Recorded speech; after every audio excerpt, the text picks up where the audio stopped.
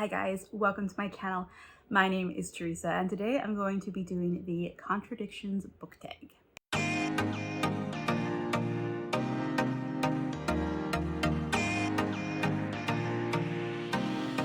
Actually, it's called the Contradicting Book Tag, but you know what?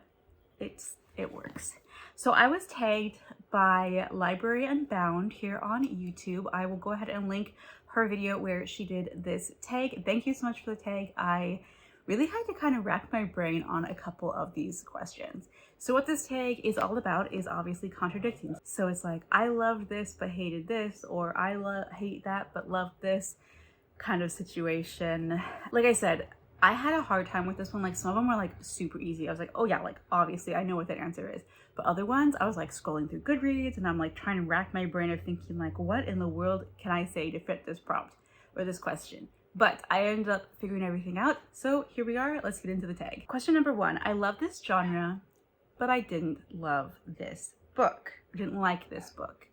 And I had a few that could have worked for this prompt, but the book I decided to go with was The Girls Are All So Nice Here by Lori Elizabeth Flynn. This book. This book angered me. It angered me. So this is like a dark academia, messed up female friendship, just murder mystery type of story, which normally I love those. Again, the whole point of the tag, you know, I normally love this genre, but I hated this book. It was okay, so it's about these girls in college and basically just like this really messed up friendship. You find out early on that someone passed away and something had happened, you know, obviously to cause this person's death. We don't know if it's a murder, we don't know anything, we just know that they died. And it's like in the past they're going through what had happened, and now in the future they're coming back for like a school reunion or something, and the kind of secrets and stuff are coming out. Again, that's normally something that like I totally love. But this book, not the main character, but the main character's best friend drove me absolutely insane.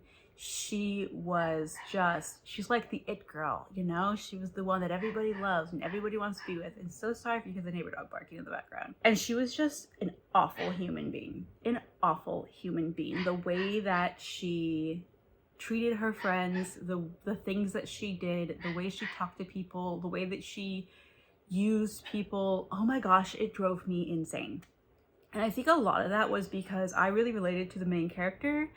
Or not the main character, but there was like a side character. I really related to that side character because when I was in school, I was very much the wallflower. I was shy. I was super just like, you know, don't exist. Basically, people didn't even know I existed kind of situation.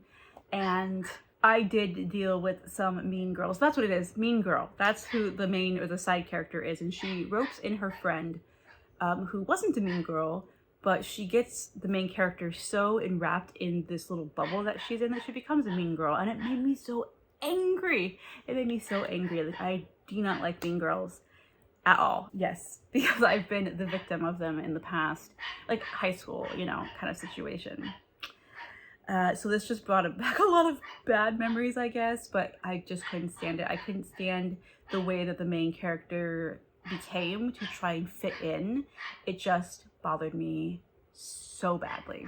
Let's move on to question number 2. So question number 2 is, I rarely read this genre, but I loved this book. And I am going with classics. So I rarely read classics. Classics are very difficult for me.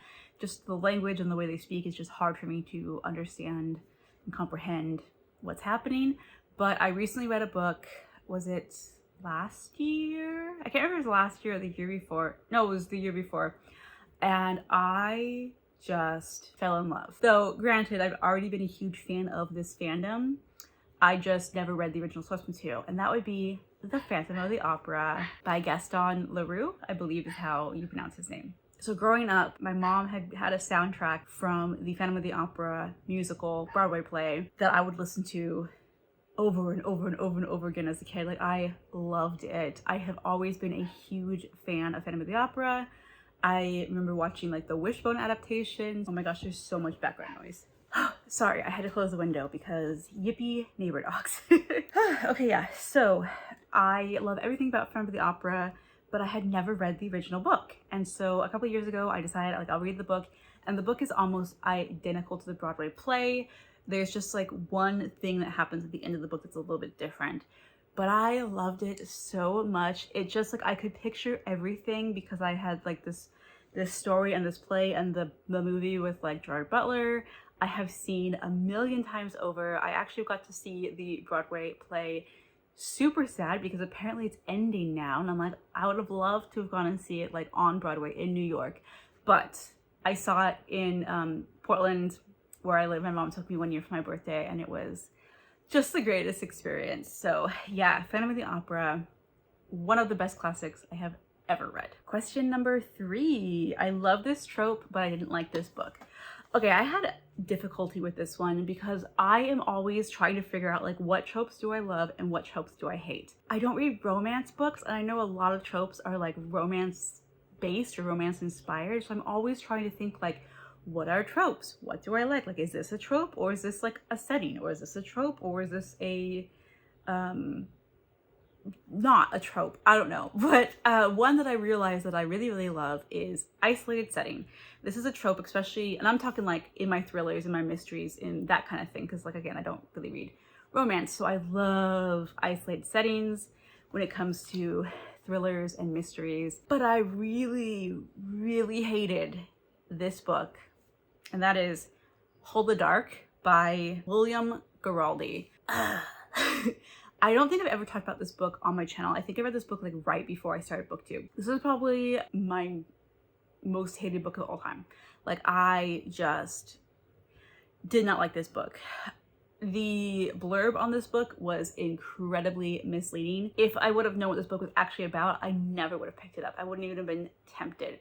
So from my memory, what this book is about a man who goes to investigate these killings that are happening in this really small isolated town in Alaska. So like you literally have to fly in and fly out to get to this town. So it's, you know, very super isolated. And they think that wolves have been killing people. And so I'm thinking like the way that the synopsis was that I had read on the edition that I had was, it's going to be about the wolves. It's going to be about trying to find these wolves and figure out like, is it, you know, what is happening, and, you know, why are these wolves attacking people? What's going on? Are they rabid? Is there something else happening? That's kind of like that I was thinking. I'm like, oh my gosh, that sounds super interesting. I love animal stories. I love kind of that type of thing. But this was had nothing to do with wolves. Nothing. There was only like the first chapter had anything to say about wolves. And it just made me so angry. There was so much unnecessarily violent sex in this book. There was rape, there was explicit nudity, extreme violence. Just, it ends up being about a dude who basically goes crazy and starts killing everybody in town. And he's the one that's killing people, not the wolves. Which I looked on Goodreads when I first reviewed this. I looked on Goodreads and I was like, there was 2 different versions or a couple different versions of the book, like editions. And the edition that I had obviously was extremely misleading, but a different edition actually told the synopsis of this book. And I was like, I never would have picked it up if I knew that was the synopsis. And I heard I was reading other reviews from people, and a lot of them who were giving it low ratings were saying the same thing that I was. I was like, they were very misled. They thought this book was one thing, they went into it was something completely different, and they never would have picked it up if they realized what it was. So whoever made the edition that I read, which is the one you're seeing here, really messed up and really did not do this book service, because so many people were reading it and being like, yeah, I hate this book because it's nothing like what you say it is. So the only saving grace in this book, I think I rated it like a 1.5, and literally the only reason it was 0.5, actually it'd be like 1.25, okay, not even 5, was because of how they portrayed the wolves in this story. The author made it very clear that wolves are not monsters, they are just trying to survive, and most of the time they don't want anything to do with humans. I think there was like one lone wolf attack that happened in the story in the beginning, and it was made very clear that like we should not demonize wolves, we should not poach wolves, we should not hunt wolves because they're evil monsters, that kind of thing, which I really appreciated, because that is something that I'm really passionate about, is conservation and saving animals and people understand that's like they're not evil, they're not out to get you, and most of the times they don't want anything to do with you. So yeah, that was like the only saving grace in this book. But it was just gross. It was like very violent sex, explicit sexual stuff. Like, ugh, I really hated this book.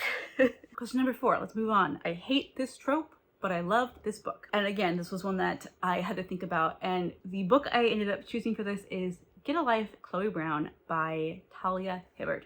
This could be another one that could go into the I rarely read this genre, but I love this book. So this book, I read this book for Disability Readathon 2 years ago, in 2020, 3 years ago? I can't remember. Anyways, I rated this a 4.5. The only reason this was not a 5-star was because of the explicit sexual content in this book. That's just something that I really don't like to read. And obviously this is a romance book. It's very steamy, apparently.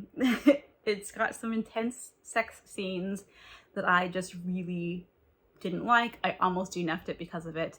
But I'm glad I pushed through, because outside of the sexual content, this story is so beautiful. So it's about this girl, Chloe, or this young woman, Chloe, who has a near-death experience and decides that she needs to get a life. And so she writes this list of all the things that she needs to do to get a life, because she is chronically ill. She has, I think like fibromyalgia or something, chronic pain.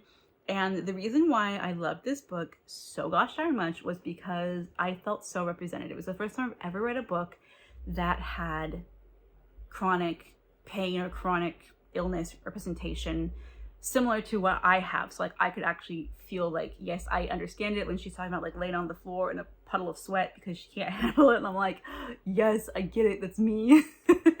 So for that, I loved it. The romance, I really liked it as well. I loved the male main character, like the fact that the male main character actually was in an abusive relationship where his ex partner, ex-girlfriend was abusive to him. I really loved how she handled that, because like that, you know, it happens. You know, we don't really think about abuse as far as female on male abuse, but it totally happens. And so I loved all of that. The trope in this, though, that is the trope I hate, is the miscommunication trope. I despise the miscommunication trope, especially when it's something so simple that you literally could have just been like, oh, this is, you know, I didn't mean, or like, what do you mean by that? Or like sometimes it's like miscommunication is like huge and you're like, oh my gosh, like, yeah, you can understand why this person didn't understand it. But a lot of times it's just like stupid, and the character is just like, man, I'm just mad at you for no stupid reason. I'm like, just talk to each other. It drives me insane. Now, granted, in this book, the miscommunication trope doesn't last very long. It's very slight. So I don't know. It's definitely not a book that like that is a main factor in the story. It's just like a little tiny section. So it didn't bother me that much, and I thought it resolved really quickly, and I did appreciate that. But I couldn't think of any other books that have this trope that I loved besides this one. So I'm like, we're just gonna go with it, even though that trope was a very small part of the book. I still hate it. I just hate that trope. Okay, question number 5. I love this author, but I didn't like this book. So the author who I love is Michael Crichton. I can never remember how to pronounce his last name. This is the author of Jurassic Park and Jurassic World. Y'all know I'm obsessed with Jurassic Park. I have a TBR game based around the Jurassic Park, Jurassic World franchise. Go ahead and like, I'll link it up here. You all can go watch it if you want. It is my favorite fandom of all time. I actually have that little Funko Pop there is from Jurassic Park. I have a few other ones scattered around, but yes, I love Michael Crichton. I think he is a brilliant, brilliant writer. He passed away, unfortunately. But the book Next by Michael Crichton, whatever. I really didn't like this one. I really didn't like this one at all. This is about genetic modification, and this is something like, so he wrote like a lot of sci-fi and stuff. This is something that in theory I should have loved this book, because I love genetics. Actually, like I loved learning about genetics in school. I'm a total science nerd, a biology nerd, and genetics just fascinate me. So this was a sci-fi with genetics, but kind of I can't remember like a whole lot about it, because I did read it quite a few years ago and it really didn't stick in my head, because like I said, I didn't like it. But I do remember it has sort of like human monkey hybrid, human chimp hybrid kind of situation going on. and it was like, this was supposed to be like far in the future where your DNA, like parts of your DNA sequencer, can be actually owned and patented by people. And there was like cure for drugs, but like, was the cure actually worse of addiction, and all this kind of storyline. And so, you know, of course I'm like, that sounds so great. I just didn't like it. Honestly, I don't really remember why I didn't like it. Again, I read it so long ago. I'm just like, what was it? I just remember that, like, I love his writing style and everything. It was just the execution of this, the storyline, the ending. I was not a fan of the ending. Kind of where it went and kind of the twists and turns in this book just really unsettled me, and not like in a good way. I just remember thinking like, ugh, I just don't like it. Like, it was just not a book for me, which made me really sad because, like I said, I love this author. He is one of my favorites, but yeah, this one, if you're gonna read his books, you can just pass this one up. It was not good. Number 6. I previously disliked a book by this author, but I loved this book. And the book I'm going to go with is Sharp Objects by Gillian Flynn. Does anybody know how to pronounce that name correctly? Anyways, by Gillian Flynn. This is literally the only Gillian Flynn book that I enjoy. I have read 4 or 5 of her books, and I hated Gone Girl. That was another one that could have worked, you know, for the genre. But yeah, I hated Gone Girl. I really did not like that story at all. And I've read a couple of her other ones, just not a fan. But oh my gosh, Sharp Objects. Sharp Objects was, I think it was like a 5-star read for me. If not, it was like a 4.5. This is about a woman who is a reporter, and she ends up going back to her hometown because there are these girls who are being murdered and going missing, and she's trying to discover what's happening. But as she goes back to her hometown, like, the reason she moved away was because her and her mother had a lot of issues.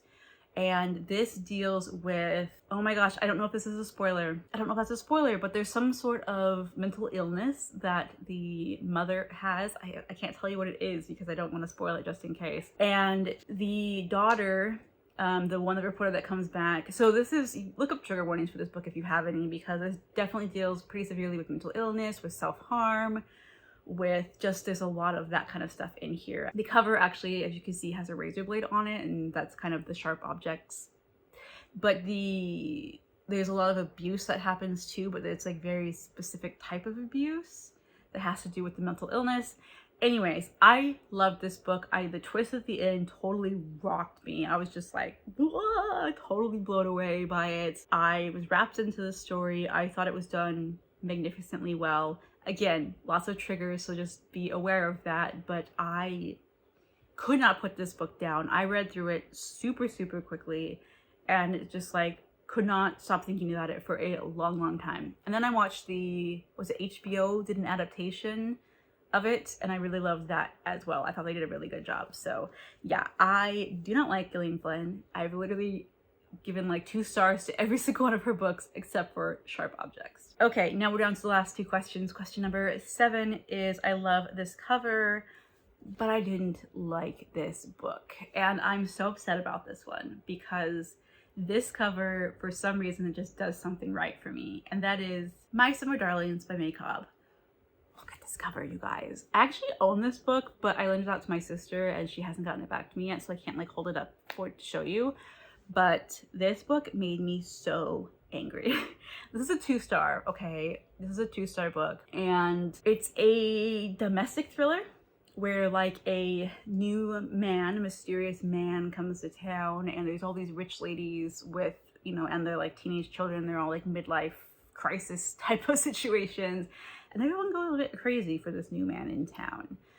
But yeah, it had so many stuff, like it had so many tropes in this. So I don't know if this is a trope or not, but cheating is something that I absolutely despise in my books, and especially when it's done in a way that is almost glorified. And I felt like this book didn't necessarily glorify it, but it didn't make it seem like it was a bad thing. And I hate that. I do not like to read about cheating. Again, you know, I've read a lot of domestic thrillers. There's usually cheating in domestic thrillers, but a lot of times the cheating is looked at as like, yeah, this is crappy. You mess up your family. It's a horrible thing that you do. This book didn't do that. It was just like, everyone's cheating on everybody and that's cool. And I just really didn't like it. The ending it used a situation that I thought was very distasteful, the ending. This definitely had like a villain monologue at the end of it as well. And I'm like, what? I was not a fan of this book, which makes me so sad because this cover is so pretty. I don't know what it is about this cover, but it just like the brightness of the blue and the red and I just love it. I love it, but I hated it. I hated it at the same time. Okay, and the last one is number 8. I didn't like this cover, but I love this book. This is actually one I own. I can actually show you guys. So here we have When Heaven Weeps by Ted Dekker. And there's nothing wrong with this cover. It's boring, right? It's just, there's nothing, it's like, why? I am not the biggest fan of yellow. This color yellow especially is just kind of like the color scheme. It's plain, it's boring, it's why? This one though, I loved this book. This is book 2 in the Martyr Song series. I believe it's book 2. It's kind of like a thriller, historical fiction, supernatural type of story. So I'll read the back to you really quickly. At the close of World War II, a shell-shocked soldier, Jan Jovic, was forced to inflict a game of life and death on a peaceful Bosnian community. In a few short hours, this young man was confronted by more love and hate than most experience in a lifetime. Years later, Jan has become a world-renowned writer with widespread influence in the United States, his past buried deep in his memory. Until at the most inappropriate times, the game witnessed by Jan haunts him and unwittingly leads him to a beautiful but broken woman caught in the underworld of crime. He must now defend an evil rarely seen, but there is a price, one that even war-scarred soldier can't imagine. So yeah, he basically witnesses the slaughter of this town in World War II. Really disturbing. I mean, they didn't like go into like graphic detail or anything like that, but it was just a really messed up situation that had happened. And so now in the future, you know, he's trying to like reconcile with his past. It was such a good book. Such a beautiful story of love and redemption and like Christ's love for you and how he can save us through our brokenness and forgiveness. It was a good book of forgiveness. But the cover, you guys, blah. Look, it doesn't even like, it makes me look icky. Like this color tone does not look good with my skin. I'm not a gold girl. I'm definitely a silver girl. But anyways, yeah. Love this book, really don't like this cover. Okay, that is the Contradicting Book Tag. I was really happy to be tagged in this and I'm really excited to tag somebody else. So let's see, I think I'm going to tag 3 people because I don't know if all of you guys do tags or not. But I'm going to tag Here There Be Stories. I would love to see what your video or what your contradictions are. Hopefully you guys have never done these before, I don't know. Also Bon Book Reviews. I would love to see your video, your contradictions, and the last person that I'm gonna tag is Book Lover Amanda because you just always have like the best the best thoughts on things, and I would love to see what you have to say about this book, or about this tag. So there you go, those are your tags. And if you want to do this tag, if I didn't tag you, if you just want to do it, you're tagged too. I would love to see, like, definitely tag me if you guys do these videos because I would love to see your reactions and what you said for these questions. So yeah, let me know if you have any thoughts, questions, feelings, if you agree or disagree with anything that I said in this video. I would love to know. And I hope to see you guys in my next video. Bye!